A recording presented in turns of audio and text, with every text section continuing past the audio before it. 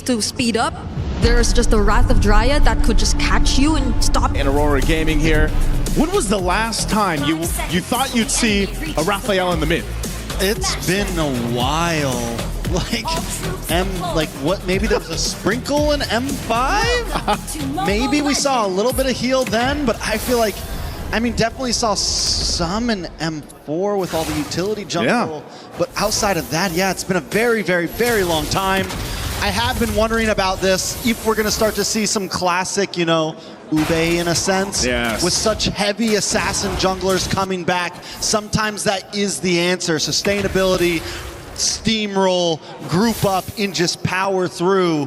But the thing is, with something like Aurora, it's a little different than what you would classically see with that. Normally you see the utility jungler paired up with that. This is a different flavor, I'd say, but leave it to a team like Aurora Gaming, from Turkey to go ahead and bring this kind of strategy to play. I think that's one of the big things. Even when you look at the emblems, the Rafaela looks to go ahead and obviously have a little bit more on that cooldown for the heal. Depending on the build, too, that Rosa's going to go, is what I'm interested in. What do you build here on that Rafaela to go in the mid lane, supplement this strategy that you're going with? And you have a lot of durability here. Some poking for KarlTzy and Pagu. Also, the Rafaela, you get the revive now? It's been a couple months since the revamp on that. It's no longer the big stun on that ult. You get to bring one of your teammates back to life, essentially. So even more sustainability in terms of how long you want to drag out a team fight. The target could literally be anyone on the team, honestly. Anyone on Aurora's side could benefit from that. You bring back the Uranus, you bring back the Beleric, you bring back Siggy Boomer TNZ. It could all be a good play. Ooh. Good little flicker burn there. Battle spell down for Sanji off of that. First turtle is going to be up here to second, too. So both teams getting into movement for that turtle. One thing I would say, because of the nature of the compositions, expect long team fights, right? I think that's the biggest thing. You're used to seeing really high speed, high stakes team fights, but with these kind of compositions, both sides, and a revitalize for JP, hold on. Speaking of.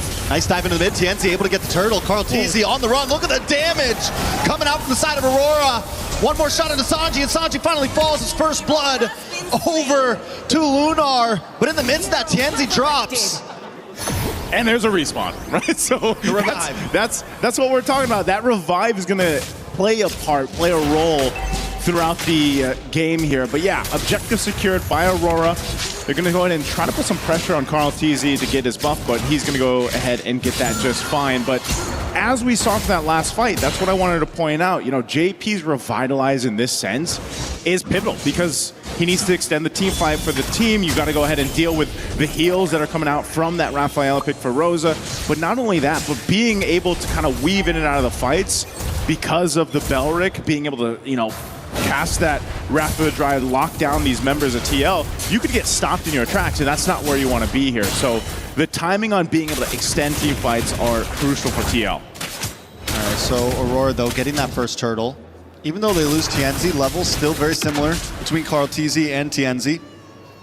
Sanford able to get that kill. Lunar able to get a kill for themselves. So both the XP laners benefiting from that last fight.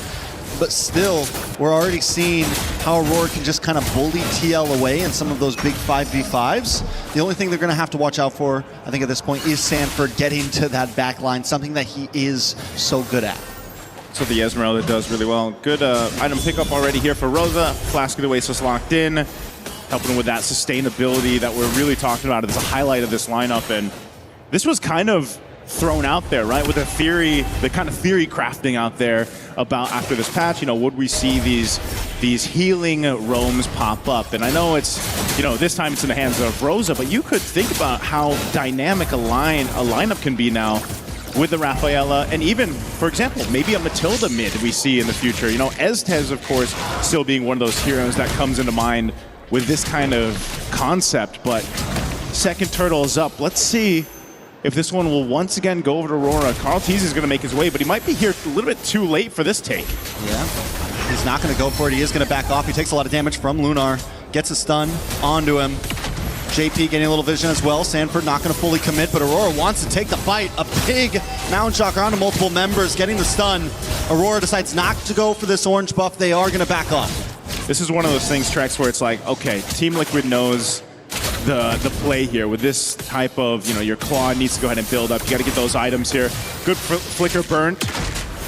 They have to choose their fights really carefully, and that's one of the difficult things. You can play off the Aurora, that stun that you get packed in. Even the Fork Lightning is great, good for poking, but you're essentially, to get a kill for Team Liquid isn't the main focus right now. They need to go ahead and just let them scale themselves up on this kind of lineup. If there's a team that can channel patience outside of Team Liquid or some other teams, Aurora is definitely one of them. They're not trying to force fights here. They're getting objectives. They're playing the map slowly. They're looking for the slow burn, the slow kill right now, and that is going to start to scale a little bit. You have the Freya, you have this heal, and the fact that it is a mid-lane Rafaela, not a roamer, that's going to actually start to benefit. She's going to benefit from some of those items and maybe even output a little bit of damage as this game goes on. Team Liquid does have some skill of their own. And I mean, this is probably one of the slowest games we've seen so far in groups. I was going to say, very different from our previous matchup, but here we go. Big AOG connects, does get the knock up. Cool. But TNZ finds Sanji the backside. Carl Teasy not able to get away. Lunar gets the kill. JP gonna be next, chopped off, taken out. Ooh. And Sanford falls as well. A double kill into the hands of TNZ. Aurora take a huge lead 6 minutes in.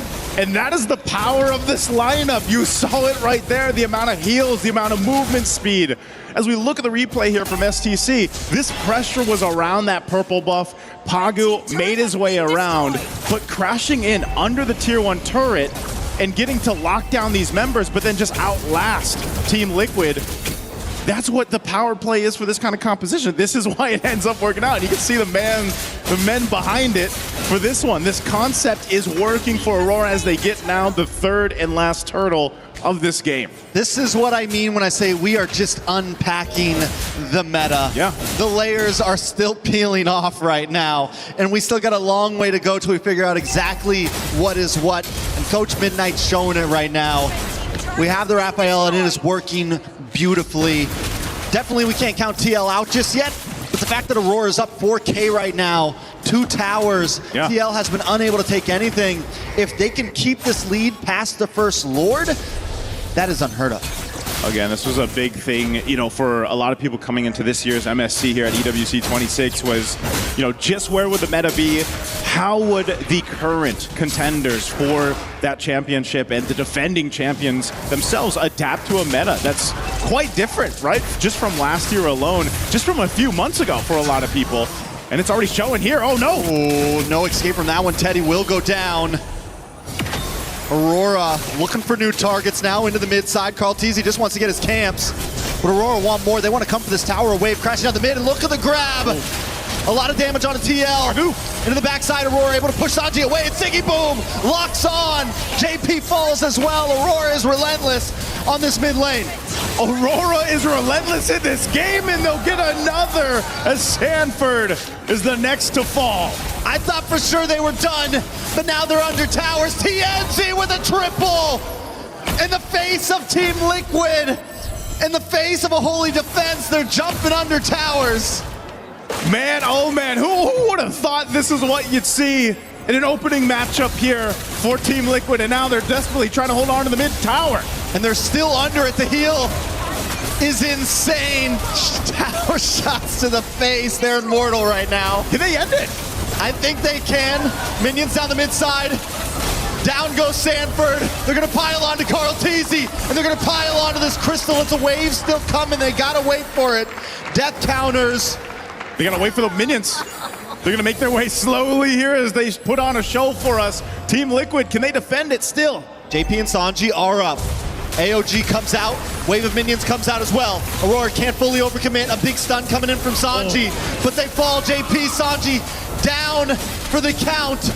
Aurora Gaming don't want to waste any time. Sanford dives in with a fallen Star Moon. It's another wave coming. Will Aurora stay here?